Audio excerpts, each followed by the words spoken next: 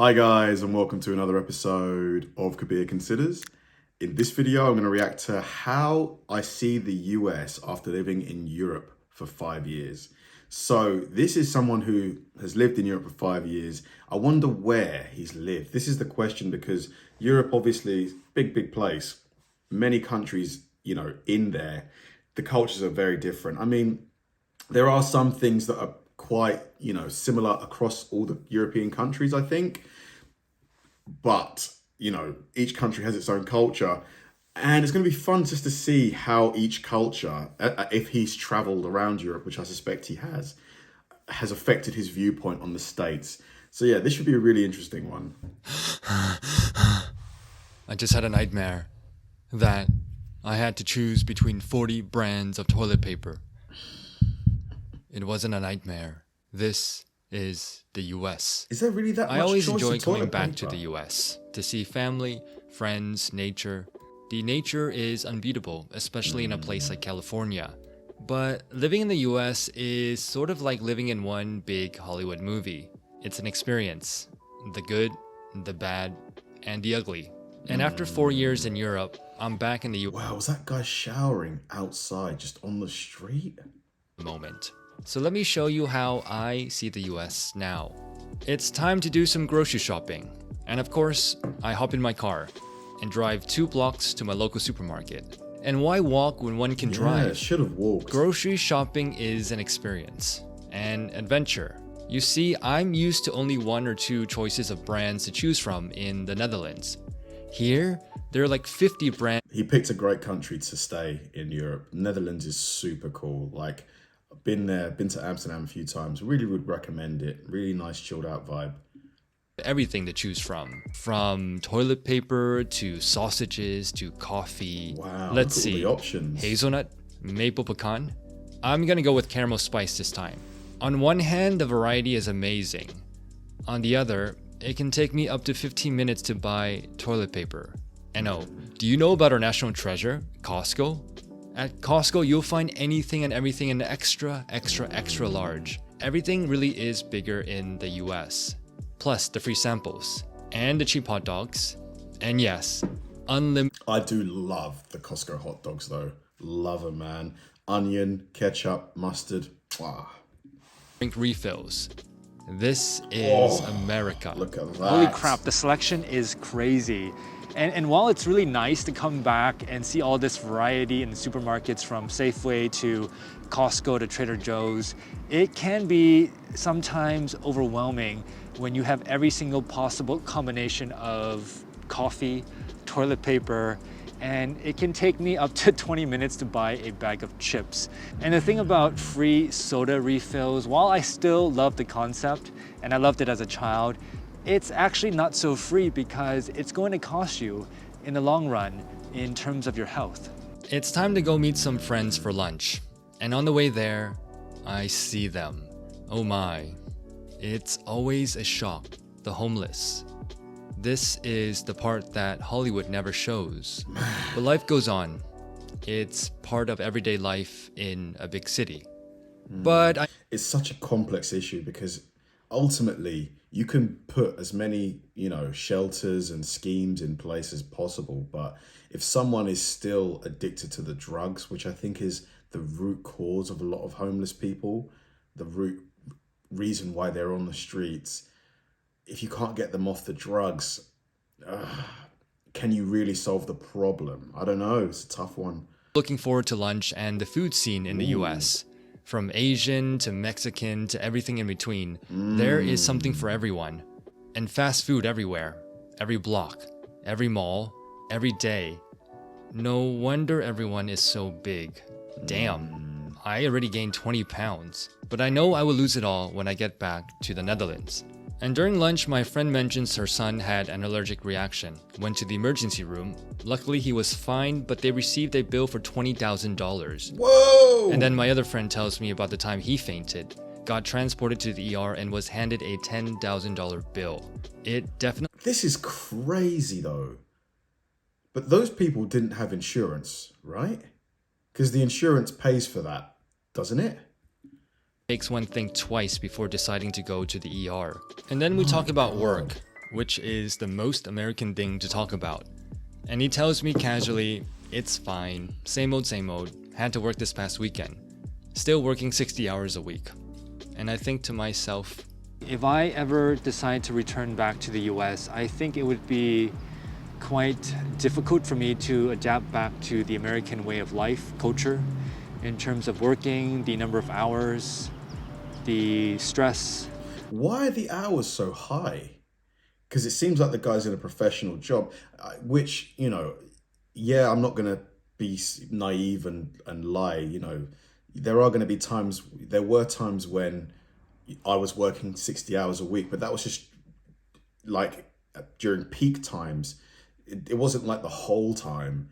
It seems is 60 hours like quite a normal amount of hours for you to work if you're from the States? Why? Is it the pressure from your managers? Like, those demands are unreasonable. That's 60 hours a week for a prolonged period of time is not good for your health. Lack of vacation, the fact that people don't take their vacation days. But I do miss parts of American work culture, the drive, the ambition, the energy, being surrounded by people who are very ambitious about their careers. It drove me to become a better person, But there's more to more life, confident though. person. And to be honest, I do miss that because that is part of my DNA growing up in the US. But it's a trade-off, right? It's a trade-off between, yes, you do make a lot more money in the US, Yes, for sure. but the trade-off is time. and then we start talking about vacation. Another friend tells me about his jam-packed 1-week vacation visiting 4 countries. And I was like, how is that possible? 4 countries, 1 week? Then they're so I remember. close. Yeah. That's how I used to travel as well. And that's the thing, right? When you don't have that much time, you learn to pack everything in. I will say salaries in the US are just so much bigger and better. It's just, the comparison is crazy. I made a video a few weeks back when, you know, I told you that, you know, when I was working for the UK competition regulator, I was making about £40,000 a year, which is about, what, like $50,000 a year, something like that, $55,000. And that job, being a case officer, you know, you need to have legal experience, a good degree, etc., etc. And I Googled how much the same job for the US competition regulator, the Federal Trade Commission, and they're making almost 100 grand a year. You know, more than, like, just double. It's same rank and everything. It was insane. I remember when I was traveling to Europe during my first time, I traveled to 10 countries in 2 weeks because, well, when you only have 2 weeks, you learn to pack everything in. I had this Google Sheets, the agenda every day from 7 a.m. to 10 p.m. Every hour had an agenda, something to do. And that's the thing, right? When you travel so far to Europe, to Asia from the US, and you only have 1-2 weeks, you better make the most out of your time. Now let's get back to paying the bill. But wait, what the hell is Here this? we go. Sales tax? Tip? Madness. I need to walk off this madness and the lunch. I walk towards Stanford University, which is nearby. I walk, and then I realize that I'm the only person walking. Oh wow, it's a lot further than I thought.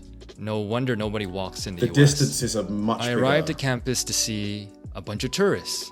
American universities, especially elite ones, are tourist hotspots. The brand name, the letters, the cost of tuition. It's one of the biggest. 58,000 a year in just tuition. Goodness me. That is crazy. Gosh. So and that doesn't include accommodation, does it? Living costs. So including accommodation and living costs, you're probably at almost 100 grand a year, aren't you? And American degrees are 4 years, aren't they? That is just insane. That is insane, man. In the US. And then I overhear some people talking about the most recent mass shooting. A mass shooting at an American school in suburban Denver. There are 25 So days expensive. in, and there have been 40 mass shootings. It seems like this is the norm nowadays in the US. It's sad and it's horrible. And oh yeah, the police, they beat up someone else again. What's sad is that many people no longer trust the police.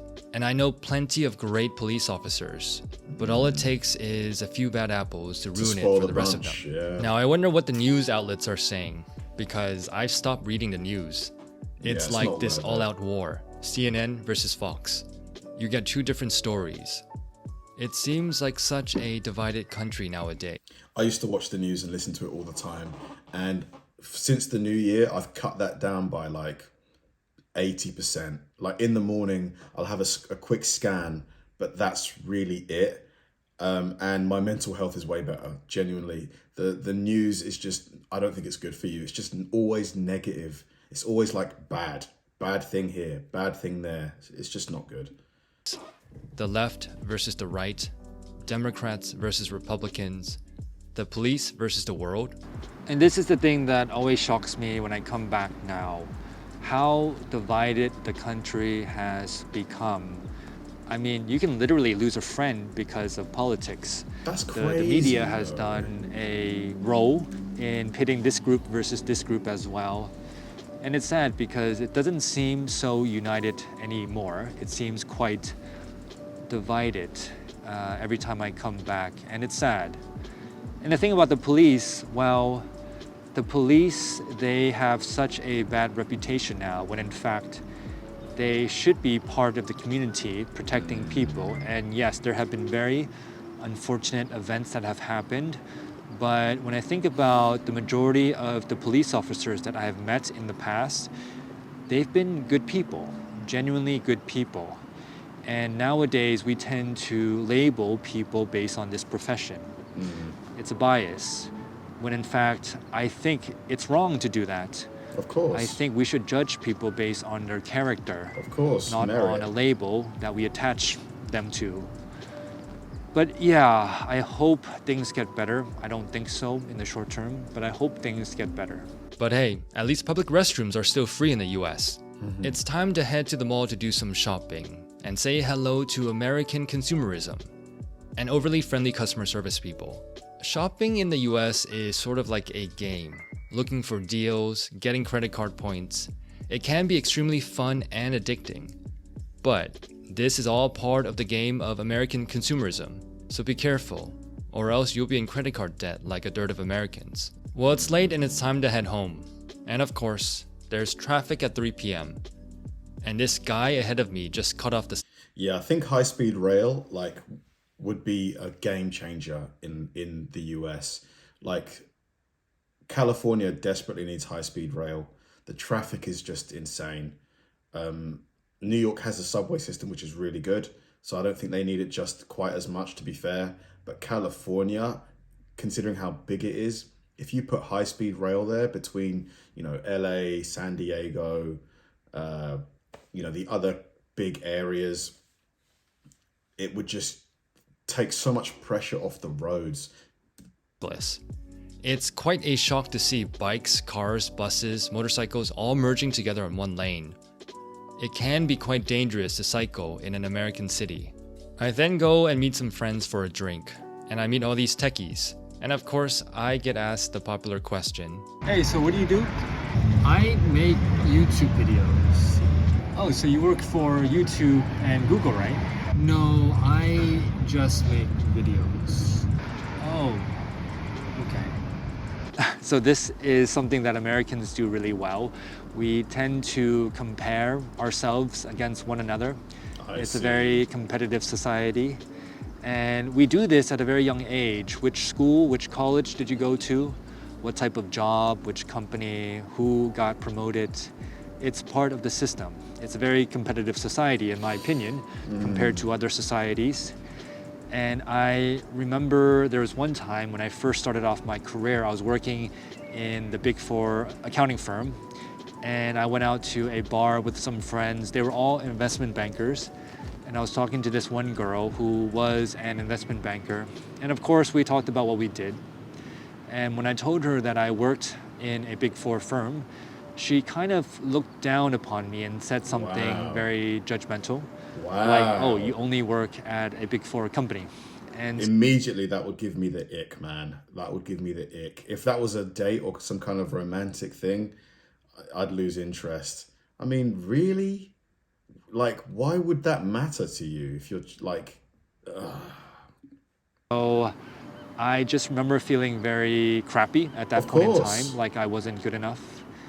But I don't blame her. It's the system that we grow up in.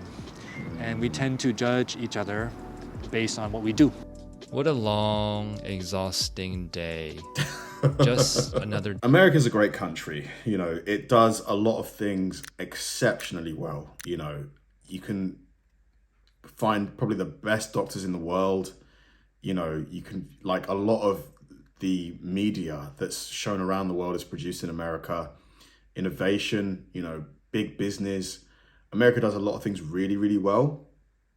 But, you know, just like every other country, it's not perfect.